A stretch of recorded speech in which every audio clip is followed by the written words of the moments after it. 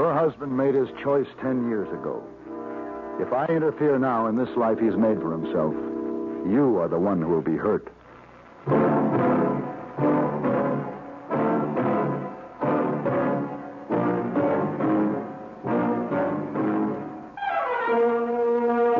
Have Gun. Will Travel. Starring Mr. John Dehner as Paladin. San Francisco, 1875. The Carlton Hotel. Headquarters of a man called Paladin.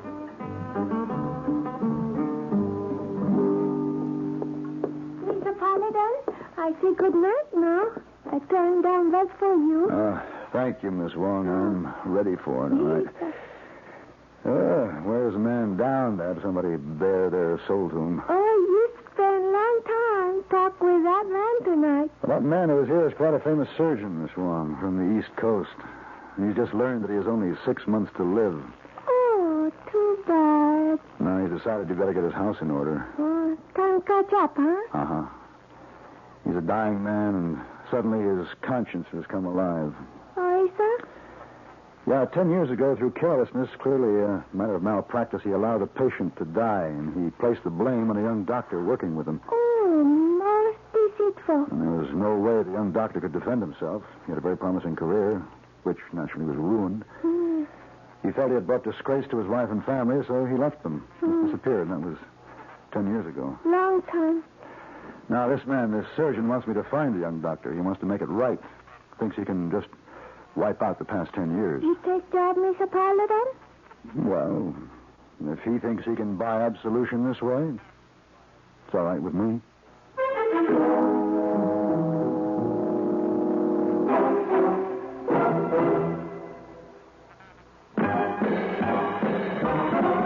Are you smoking more now, but enjoying it less? Have a real cigarette, have a Camel. The best tobacco makes the very best smoke. Have a real cigarette, have a Camel. Are you looking for flavor and mildness? Have a real cigarette, have a Camel. The best tobacco makes the very best smoke. Have a real cigarette, a real cigarette, a real cigarette, have a Camel. If you're smoking more today, but enjoying it less, try Camels. The Camel blend of costly Turkish and domestic tobaccos has never been equal for rich flavor, easygoing mildness, real smoking satisfaction every time you light up. The best tobacco makes the best smoke. Have a real cigarette, a real cigarette, a real cigarette, have a Camel.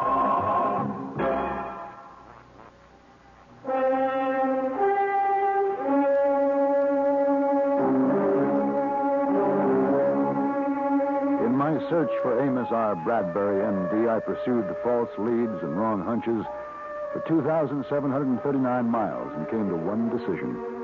That I would never again leave the Carlton Hotel on any assignment more difficult than finding a needle in a haystack. After following a trail to the mouth of the Missouri River in Dakota Territory, which ended in another discouragement, I decided to give up and took passage downriver on the packet Yellowstone Belle. The small stern wheeler carried a cargo of fur pelts and one other passenger.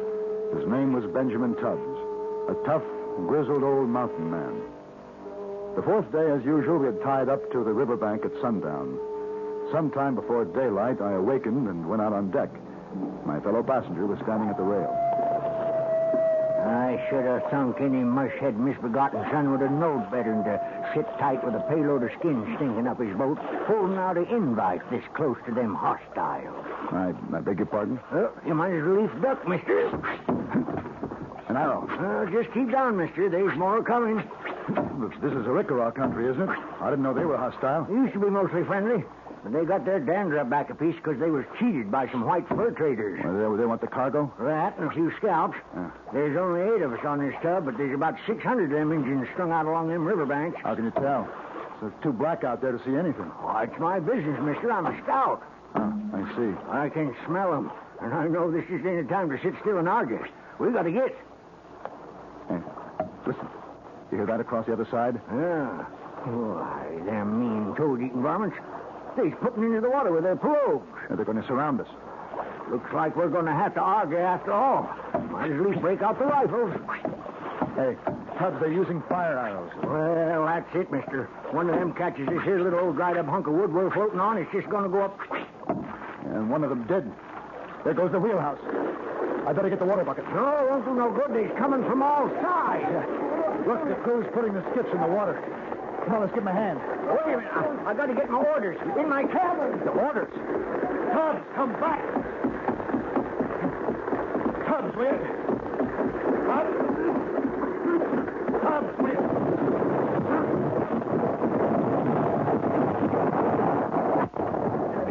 Tubbs, where are you? Over here. Oh, darn timber fell across my leg. It's got me pinned. Here, let me get it off. Oh, ain't no use. It's scorching hot, and I'm pinned down tight. Go on, get yourself off this tub. No, I can... I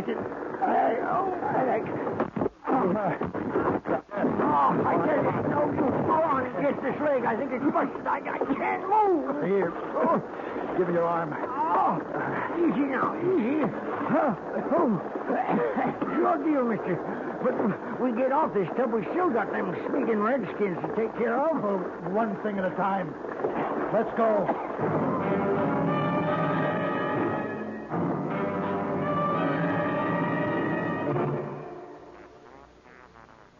This is the cold season. What do medical authorities say about the common cold? Doctors tell us there's no known drug which will cure cold. There are effective medications for treating complications accompanying or following a cold. If you've been taking sensible precautions and still have one cold after another, it's best to see your doctor. And here's another important health tip. When you have a cold and need a laxative, that's the time to rely on gentle X-Lax. Pleasant-tasting, chocolated X-Lax helps you toward your normal regularity gently overnight. X-Lax gets along with any cold remedies you may be taking, and X-Lax works where nature wants, in the lower tract, not the stomach. Taken at bedtime, X-Lax won't disturb sleep. Gives you the closest thing to natural action the next morning. You're well on your way toward your normal regularity without upset or discomfort.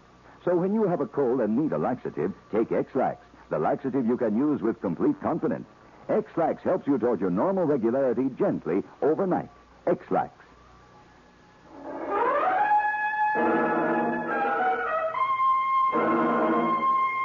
The burning Yellowstone bell made an eerie glow against the black of the night. The river was alive with shadowy dugouts, and the Indians were no longer silent, but shrill, now with their victory. Benjamin Tubbs and I slipped into the river, and with my arm across his chest, we went deep under the water to the far bank. I managed to pull him up on the marshy slope, and I half carried, half dragged him, and we fought our way through swampy jungle growth until I lost all track of time. Finally, we reached a rocky clearing, and the sun was high.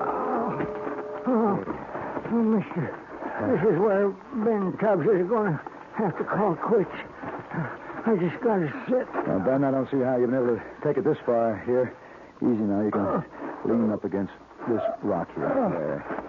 I think we better take a look at that leg of yours. Oh, well, let me tell you, this here leg better not be giving me any trouble. I got my orders. I got a report for duty. Who are you scouting for? 7th Cavalry. Well, this leg doesn't look too good. It hurts like Billy. Hey, look up there. Yeah. Looks like an Indian pony. Oh, one Indian. Must be 100 more like it. Just now, Benjamin Tubbs ain't got a lick of fight left in him. That's an Indian, all right. Headed right toward us. It's a woman. It's an Indian woman. Wow, now. Wahi Nomoto. Hey, Nomoto Ohinyan. You speak Sioux language? No, I'm afraid that's about it. Then I speak your language. From high place there on a rock, I have watched you. You have need of help. Oh, you sure hit it smack dab on the button that time. May I offer to serve you? Oh, wait now, Injun gal. We ran into a peck of trouble with them Arikaras. You know anything about that? I am not of that tribe.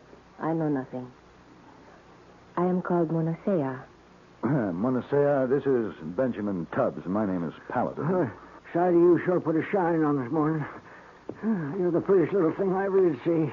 Mr. Tubb speak brave and happy words, but there is pain in voice. A man's leg does not lie crooked on ground like that. He must see a doctor. Yeah, well, how do we do that? I have been on errand. I return to my home now. I take you there to a man of great wisdom as healer. One of your medicine men? One of your medicine men, Mr. Tubb. He is of your people. The white man? A doctor? Yes. What's his name? His name is Wisaka Kiksuyapi. Maybe that's his Indian name, but I mean his real name. His name is a white man. Now, what is it? His name is Wisaka Kiksuyapi. I see. We must not delay. Already it will be nightfall before we reach village. Mr. Paladin, will you help me make splints for broken leg of Mr. Tubb, so it will cause him less pain to travel? Oh, you are nurse, Monasea? I learn much from my husband. Your husband? Wisaka Kiksuyapi.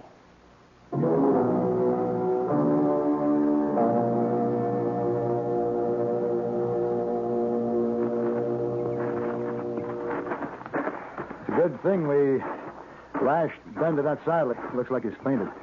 It is drowsiness from fever. It is not good sign, but it is merciful. He has endured much pain. He's a tough old fellow.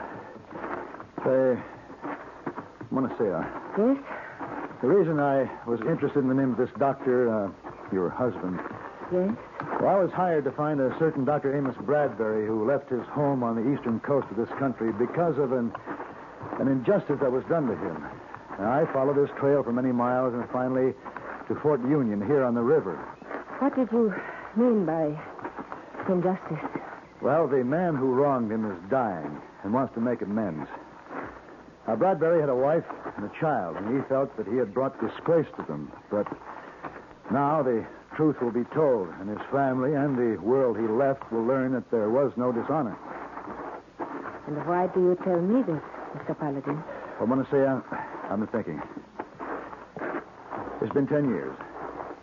The doctor has probably made a new life for himself.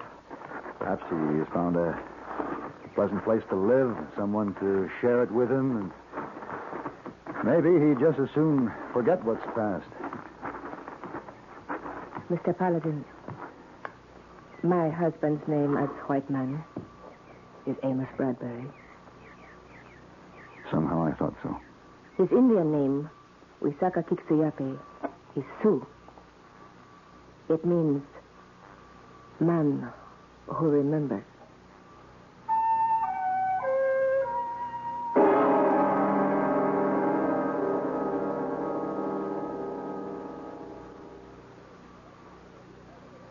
Even if you've had embarrassing dandruff for years, you can get rid of it now in 3 minutes. That's all it takes with Fitch Dandruff Remover Shampoo. Yes, unsightly dandruff's gone in 3 minutes with Fitch. Quickest, easiest of all leading shampoos. What's more, using Fitch regularly is guaranteed to keep embarrassing dandruff away. Just apply in the unique Fitch manner. Before you wet hair, rub in 1 minute. This way, Fitch shampoo penetrates right down to the scalp. Next, add water. Lather 1 minute to wash every trace of dandruff out of your hair. Then rinse 1 minute. All that loosened dandruff goes down the drain. In 3 minutes, with Fitch, 1 rubbing, 1 lathering, 1 rinsing, dandruff's gone. At the same time, gentle Fitch can leave your hair up to 35% brighter. To get rid of dandruff problems forever, brighten hair too, use Fitch regularly. Get Fitch Dandruff Remover Shampoo today, only 59 cents.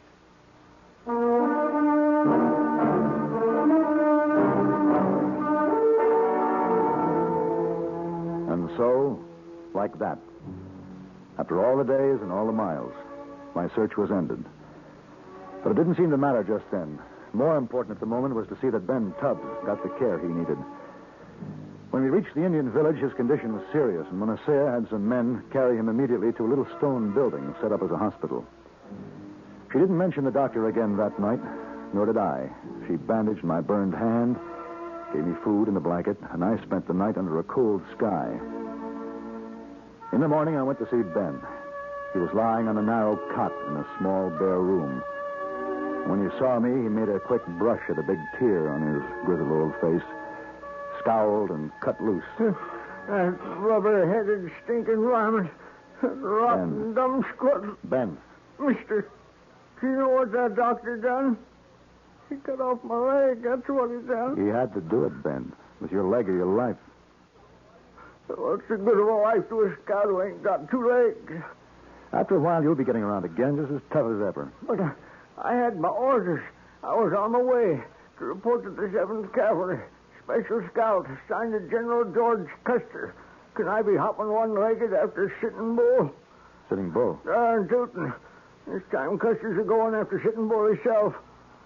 I was aiming to be in on it, standing on my own 2 feet. Well, there'll be other battles for you, Ben. Oh, there ain't going to be another battle with Custer and Sitting Bull. Ben, maybe one of these days we can get together and make it up to you for... Well, I have to find one to say it, Ben. I'll see you later.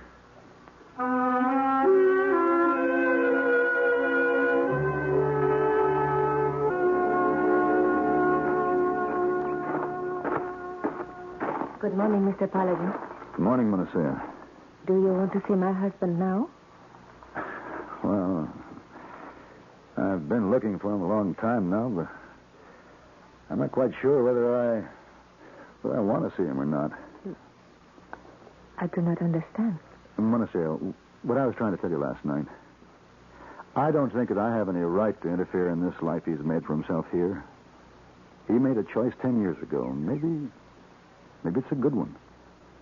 Mr. Paladin, do you perhaps feel you not wish to go through with this because it will hurt Monasea? Maybe. I tell my husband last night about your search. You did? I tell him that he can return to his world now, that the way has been made for him to go in honor. What did he say? He say he not go. Huh. You see? Like you, Mr. Paladin. He not wish to hurt Monasea. Walk with me toward the river. All right. Do you see there the tall rock on the bluff? Yes? That is Inyan Muslata. It is the figure of a woman holding child. Uh-huh. My people have legend that a certain brave once took a second wife, and first wife became jealous. And when tribe moved on, she refused to follow but remained by her lodge, holding her child. And when many days passed, and still she had not joined them, the tribesmen became concerned, returned to look for her.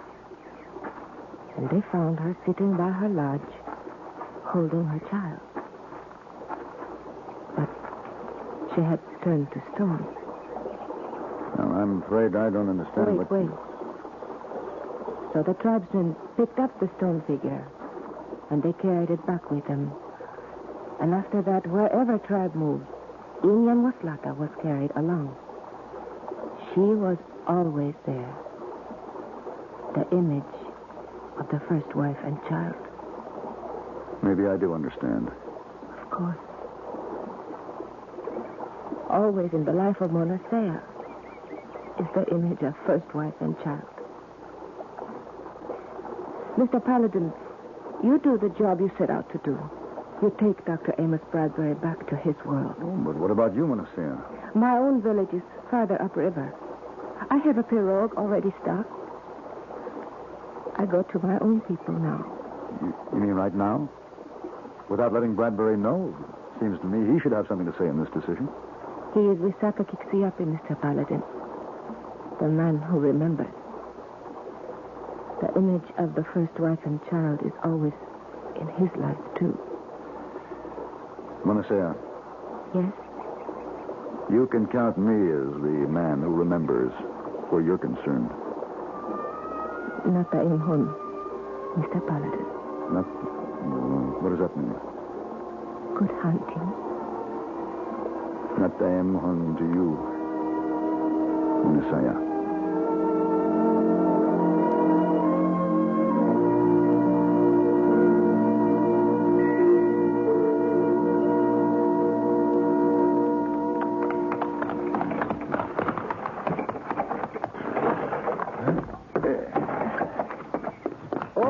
Mr. Paladin. Welcome home. Hello, hey boy.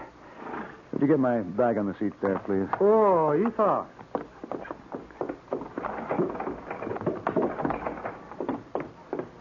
Oh, you've been gone a long time. Have nice trip? Well, I did what I was hired to do. I went in search of a man. I found him. And he seemed grateful that I had. He rejoined his family. I hope it was the right thing. You hope? You don't know? Nope. Why? Well, hey, boy, if I hadn't found him, a very lovely woman would still have much happiness in her heart, rather than sadness. Well, who is this woman? I'll explain it to you later, hey, boy. Take the bag out to my room, will you, please? Yes, sir. I'm going to stop in the bar. I'll be there for a while. Well, good hunting, Mr. Paladin.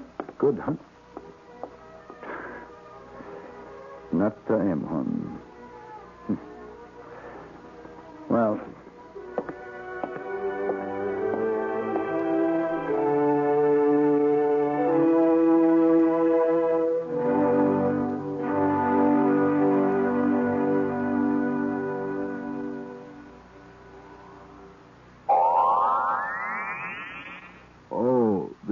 miserable cold and my sinuses. Haven't you heard about Dristan?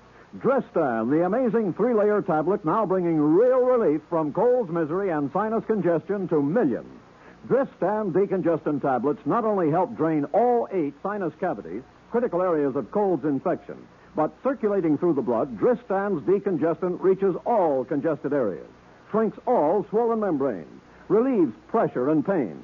An exclusive anti-allergen helps keep breathing passages dry and clear. Pain relievers reduce body aches, fever, and vitamin C helps build body resistance. This is Dristan. Today, Dristan is widely imitated, but the exclusive Dristan formula cannot be duplicated. There's nothing like Dristan. So for real relief from colds, misery, and sinus congestion, accept only Dristan decongestant tablets.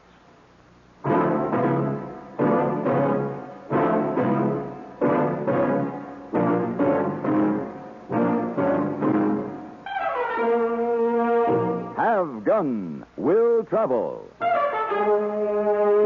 Created by Herb Meadow and Sam Rolfe, is produced and directed in Hollywood by Frank Paris and stars John Dehner as Paladin, with Ben Wright as Hayboy and Virginia Gregg as Miss Wong.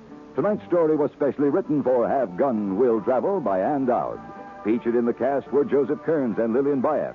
This is Hugh Douglas, inviting you to join us again next week when CBS Radio presents Have Gun Will Travel.